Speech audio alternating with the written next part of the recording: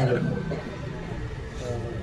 Morning मित्रांनो, माझे शिक्षक, कर्मचारी, इतर कर्मचारी, प्रमुख पाहुणे, विद्यार्थी मॅडम, काही असं मोठं भाषण वगैरे देणार नाही. मी माझा जो ड्रामा झालेला आहे ना, ते नाटक झालं ना, मी तेच फक्त माझ्या शब्दांमध्ये तुम्हाला सांगतो.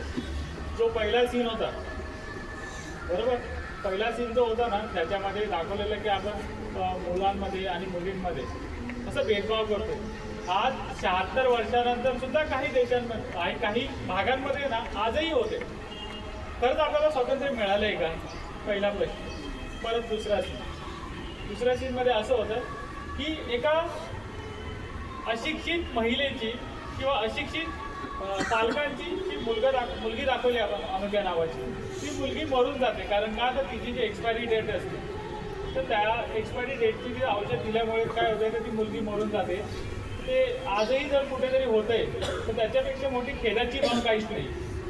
म्हणजे आपण म्हणतो की आपण 76 वर्ष पूर्ण करून 77व्या वर्षात आपण पदार्पण करत आहोत.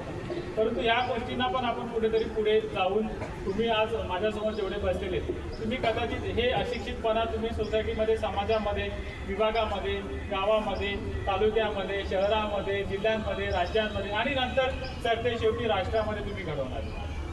बरोबर? तुम्ही तयार आहात ना? जोरात? नक्कीच.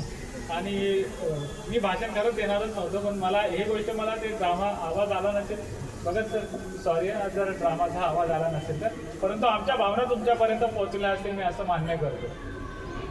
ठीक आहे, धन्यवाद.